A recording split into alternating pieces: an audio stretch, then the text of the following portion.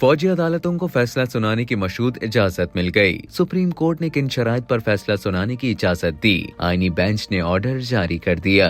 Supreme court के आईनी bench ने फौजी अदालतों को मुल्जिमान के केसेस के फैसले सुनाने की मशरूत इजाजत दे दी। सुप्रीम कोर्ट के आईनी बेंच ने जस्टिस अमीनुद्दीन की सरबराही में मिलिट्री कोर्ट्स के फैसले के खिलाफ इंट्रा कोर्ट अपीलों पर समाअत की, जहाँ वजारत दिफा के वकील ख्वाजा हारिस ने दलाइल दिए। समाअत के आगाज में जस्टिस जमाल मंदोखेल ने रिमार्क्स दिए कि इस नुक्ते पर दलाइल दें कि आर्मी एक्ट की कलअदम दफात आइन के मुताबिक हैं कि आर्मी एक्ट में तरमीम करके हर फर्द को उसके जुमरे में लाया जा सकता है। इस पहलू को भी मद्देनजर रखें कि आर्मी एक्ट 1973 के आइन से पहले बना था। जस्टिस मोहम्मद अली मजहर ने इस्तफसार किया कि पहले बताएं अदालती फैसले में दफात कलअदम करने की क्या वजूहात हैं। ख्वाजा हारिस ने जवाब दिया कि सुप्रीम कोर्ट के फैसले में खामियां हैं। जस्टिस मोहम्मद अली मजहर ने रिमार्क्स दिए कि कल भी कहा था कि 9 मई वाकयात की तफसीलात फराहम करें। फिलहाल तो हमारे सामने मामला सिर्फ कोर कमांडर हाउस का है। अगर केस सिर्फ कोर कमांडर हाउस तक ही रखना है तो भी आगाह कर दें। इस पर एडिशनल अटॉर्नी जनरल ने जवाब दिया कि तमाम तफसीलात आज सुबह ही मौसूल हुई हैं। तफसीलात मुतफर्रग दरखास्त की सूरत में जमा कराऊंगा।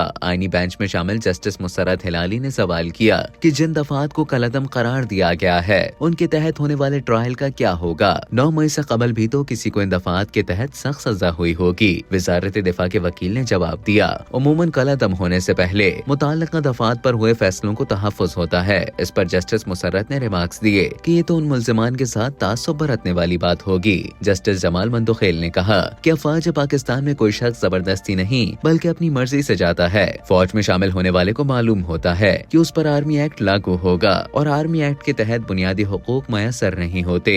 आर्मी एक्ट बनाया ही फौज की मुलाजमत के कवायद और डिसिप्लिन के लिए है। इस पर वकील ख्वाजा हारिस ने कहा कि फौज में भी कोई जुर्म की नियत से नहीं जाता, बुनियादी हुकूक जुर्म करने पर ही खत्म होते हैं। जस्टिस मंदोखेल ने पूछा कि क्या अपील में सुप्रीम कोर्ट सिर्फ अपील कुनिंदा की इस्तदा तक महदूद रहेगी, क्या अदालत फैसले के दीगर पहलू का जायजा भी ले सकती है। जबकि जस्टिस अमीनुद्दीन ने रिमार्क्स दिए कि फरीकैन अपनी मारूजात तक महदूद रह सकते हैं लेकिन अदालत नहीं। समाअत के इख्तिताम पर आईनी बेंच ने केस में आज की समाअत का ऑर्डर जारी करते हुए फौजी अदालतों को 85 मुल्जिमान के फैसले सुनाने की इजाजत दे दी। आईनी बेंच ने कहा कि फौजी अदालतों के फैसले सुप्रीम कोर्ट में ज़ेर इल्तिवा मुकदमे के फैसले से मशरूत होंगे। जिन मुल्जिमान को सजाओं में रियायत मिल सकती है वो देकर रिहा कर दिया जाए। जिन मुल्जिमान को रिहा नहीं किया जा सकता उन्हें सजा सुनाने पर जेलों में मुंतकिल किया जाए। अदालत ने मिलिट्री कोर्ट्स केस की समाअत मौसम सरमा की छुट्टियों के बाद तक मुलतवी कर दी।